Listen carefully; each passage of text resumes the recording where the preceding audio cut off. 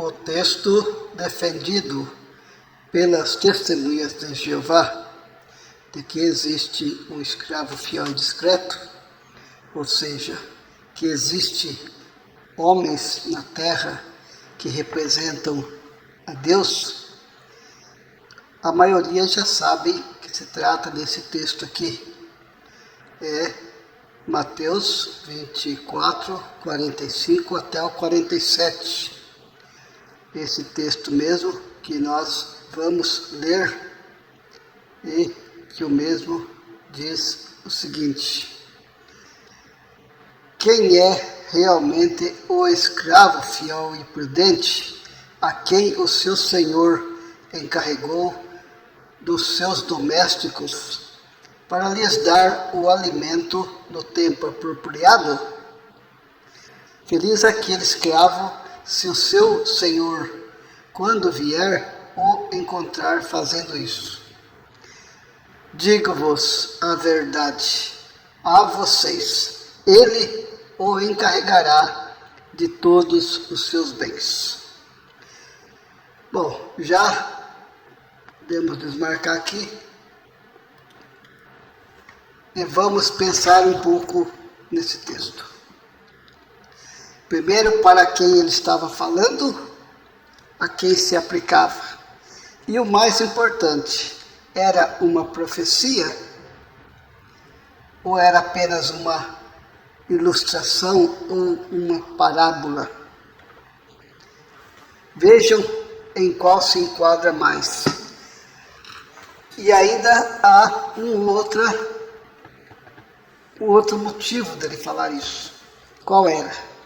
É o que vamos ver baseando em outras palavras que estão dentro desse mesmo contexto.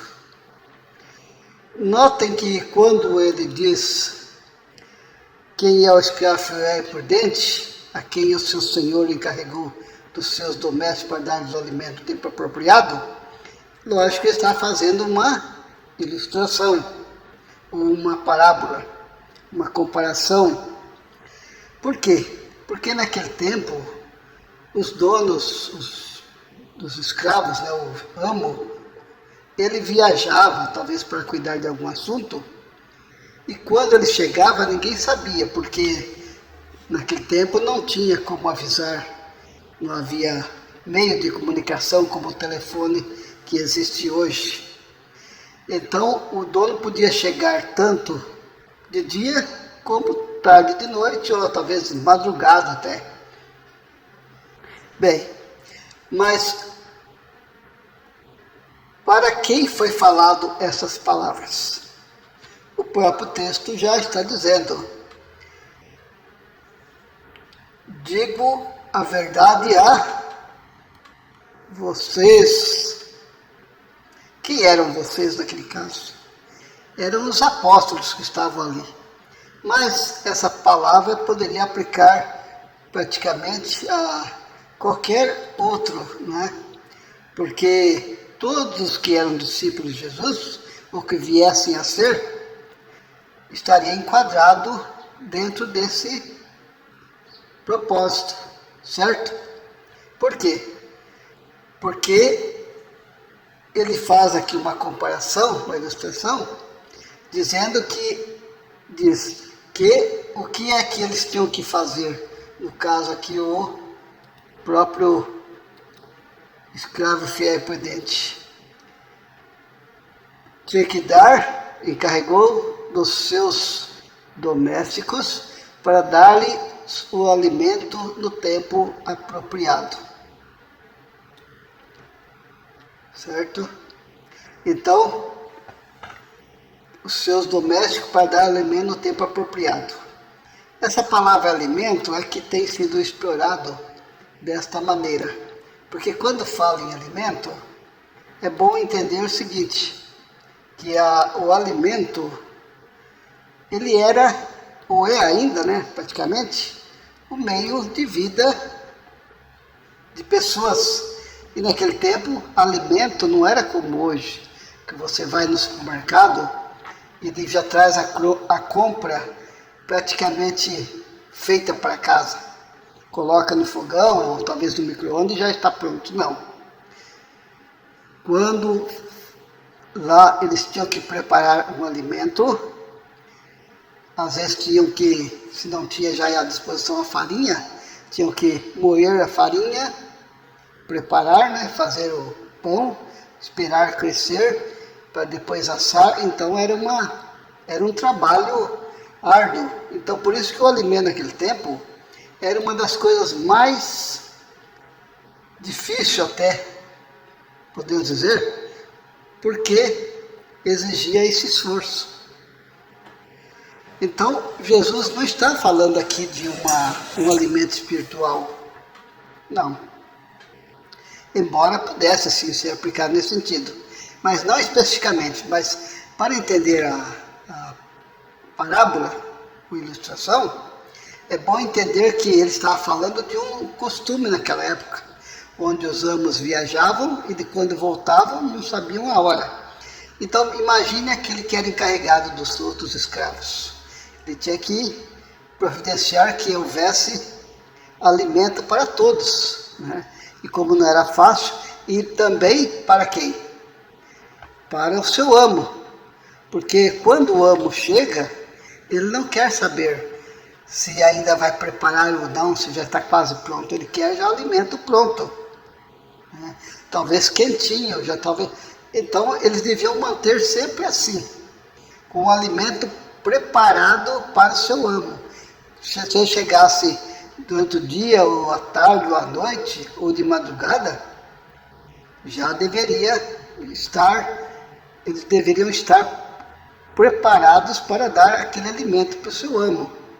Então Jesus nada mais quis fazer aqui uma ilustração, comparando com o amo daquele tempo, mas a fim de tudo, ele diz o seguinte, que era o que é isso aqui? Uma profecia, uma parábola ou um alerta, ou uma exortação.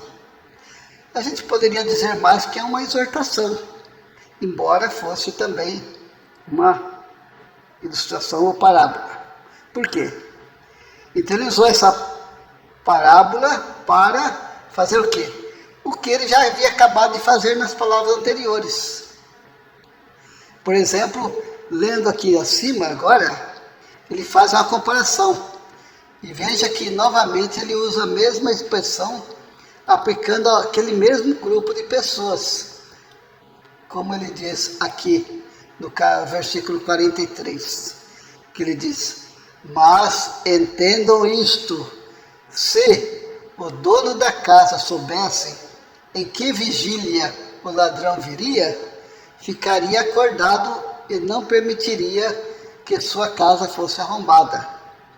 Por essa razão, vocês também mostrem-se prontos, porque o Filho do Homem vem numa hora em que não imaginam. Essas, embora algumas outras Bíblias possam variar alguma palavra, mas o sentido é o mesmo. Por quê?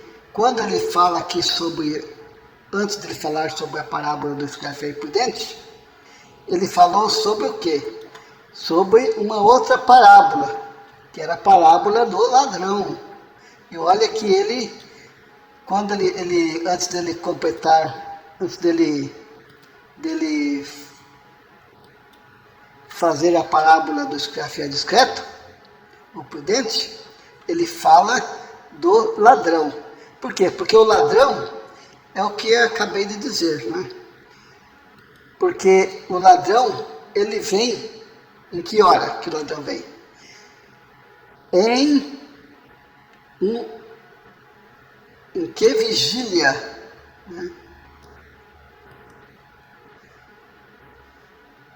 Se o dono da casa soubesse em que vigília o ladrão viria, ficaria acordado, não permitiria que sua casa fosse arrombada. Bom, aqui está falando do ladrão.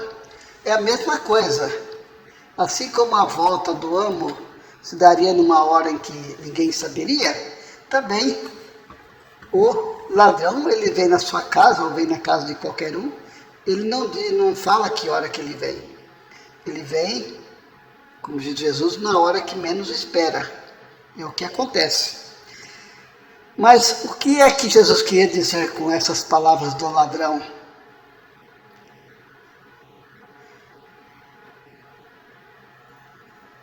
Ele quis dizer uma coisa só.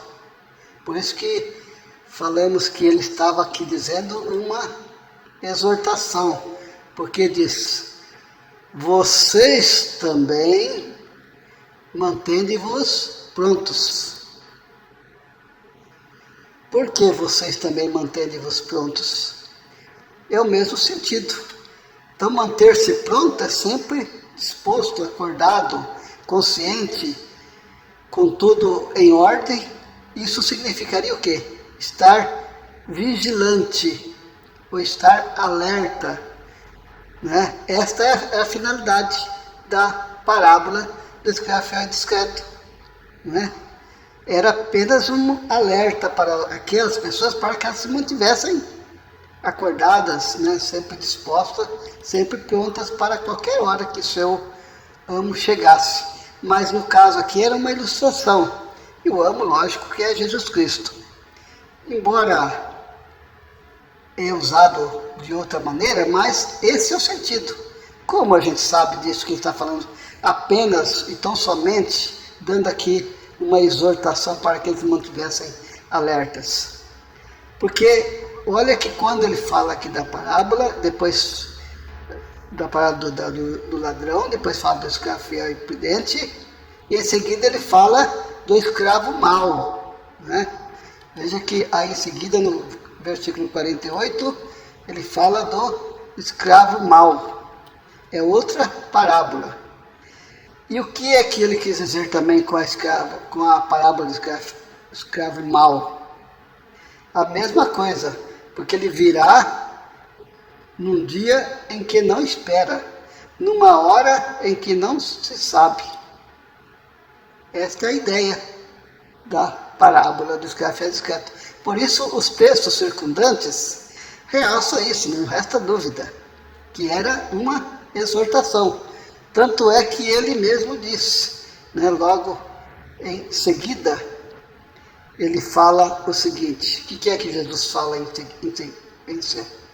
Ele conta a história, ou melhor dizendo, a parábola agora do quê? De 10 virgens. 10 virgens. Então ele diz que 5 delas eram tolas e 5 eram prudentes. E aqui pode notar que tem até um asterisco indicando no pé da página que essa palavra lá quer dizer o quê? Prudente ou sábio. Então as virgens eram prudentes ou sábios, assim como o escravo fiel e discreto, porque discreto também quer dizer sábio. Então este